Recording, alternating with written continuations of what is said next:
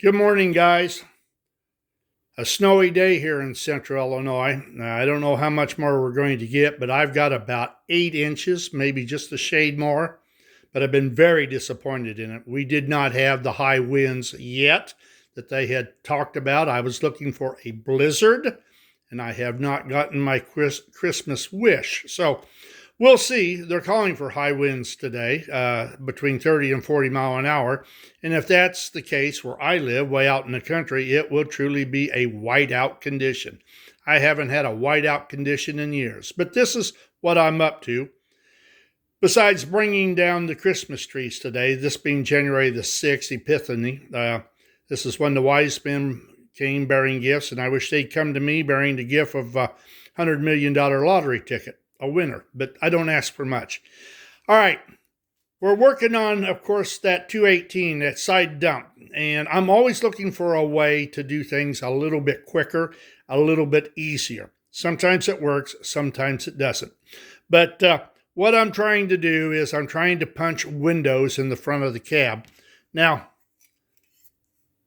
this is what I've done so far. And what I did was I drilled a hole in the center, and then I took my nibbler, this handy dandy little tool right here, and I cleaned everything out to the registration lines. Then what I do is, and I need to get a bigger one of these. I got a set of flat bladed, can't even think what they're called now. They're not channel locks, but anyhow, I use these. They've got a flat blade across the front. I put that on the registration lines, and then I take a flat file and I file it down nice and flat and even. And these holes are 1 inch by 1 inch. That's basically what this was. I did this the same way. And when you're fitting this stuff, like for instance, you'll notice that there's just a little bit of space on both sides of those. Now, initially when I put it together, I had one window that was touching the support, and the other window had what I considered the right amount of space. So I use what I call Waller technology. I wallered that hole out one side to allow the window to slide a little bit left or right. There happens to be a lip on these frames, and it's a very, very, very thin lip, but it's still a lip, which allowed me to get everything set up just the way I wanted it. And then I manufactured a set of springs. Those are spring loaded. You'd take the roof off, you pull those springs back, and those windows would pop out. But that worked real well. So what I'm doing is I've cut this out, and something else for you guys. You always do this stuff from the inside out. In other words, this will never be on the front. I've got scribe marks, so everything will be bent in. This will all be covered up, and you'll have a clean piece of tin on the other side. But what I got is chassis. I got a set of chassis knockouts. Never used them before. These happen to be square. A 1 inch square, a 5/8 inch square, and a 1/2 inch square. And I start out with a blank like this. This was just something to use. I wanted to practice with it. You got to drill yourself a big enough hole to fit down over that shaft.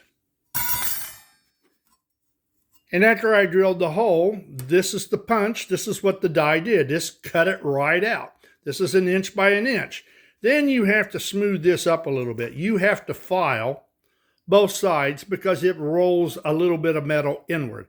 So I put this on a good hard steel surface, and that's the wrong type of hammer, but I tapped down the edges until they were smooth, and then I took a flat file and filed everything off. So this is how it works. I'll show you quickly.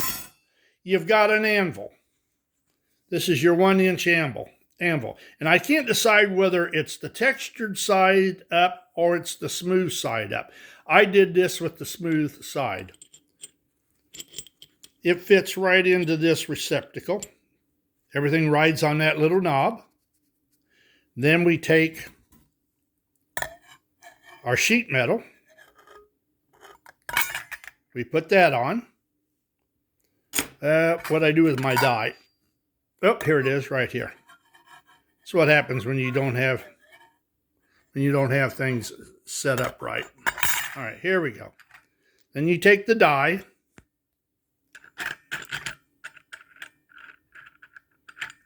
The die is slotted. All right, now we're down on that. Now, if you were actually going to cut this, like say for instance, I was going to do this. You got to have enough hole in there to allow that sheet metal to move left or right, up or down, and you would put the edge to your registration marks. Get to the registration marks. Once you've done that, then they got this. You screw this down. And this is what's kind of nice. Once you've got the registration marks and you screw this down and you start to apply pressure, because these things have got, I'll show you on this. See how sharp that is? Those are absolutely perfect. It doesn't take much for them to get a grip on this sheet metal. You screw this down. Now, we're tight. Now what we do is we put in our T-bar and we start turning. Now, I tried to do this by hand. I could cut it only so far, so I finally put it into a machinist vise, which made it a whole lot easier, and I turned it down. And what you do is you get it cuts, and this is what you get. There's your square. Now, once that's done, like I say, you can clean this all up. And what I will do, or what I plan to do, is, I didn't bring it with me, but it's right over here. Over here in my mess. Over here in my mess someplace. I thought I had it right here. Well, anyhow, what it is a quarter of not a quarter, it's an 1/8 angle iron brass, which is what I used on the door back there. That way I can cover any imperfections and it gives a frame. In this case, I took the 1/8 inch brass, I soldered the door to it, and I cut a hole and I slid that right up in there. Fits absolutely perfect. Oh, here it is. Duh. There you go. I will take this, and this will be laid across the top, the bottom, and the sides, and I'll make a brass frame. So that way it covers any imperfections, and I could either make it solid, or I can take it and set it in and pull it back out. It depends on what I want. If I want to keep it raw brass and make it pretty, I'll make it so I can take it out. Otherwise, I'll just solder it in.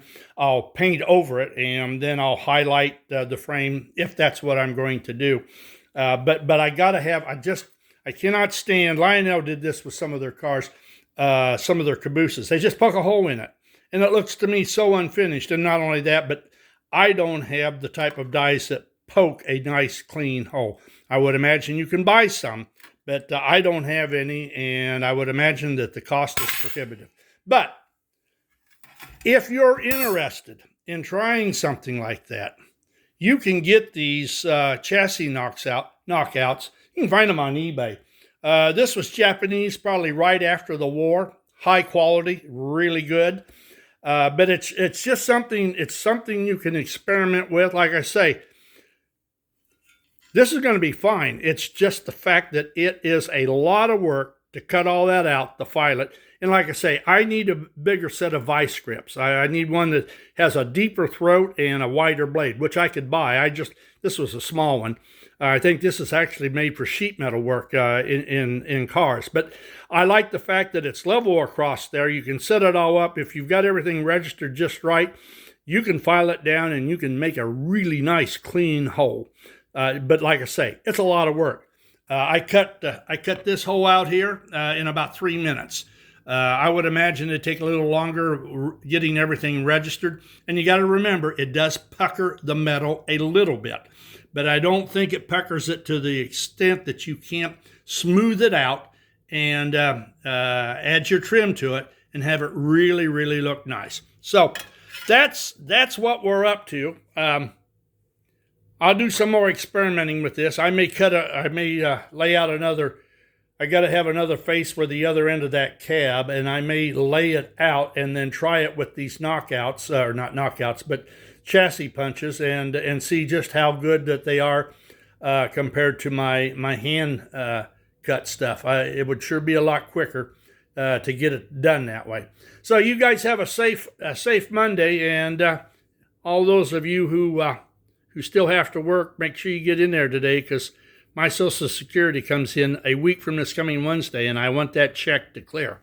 All right, guys. Talk with you later. Be safe out there. Toodaloo.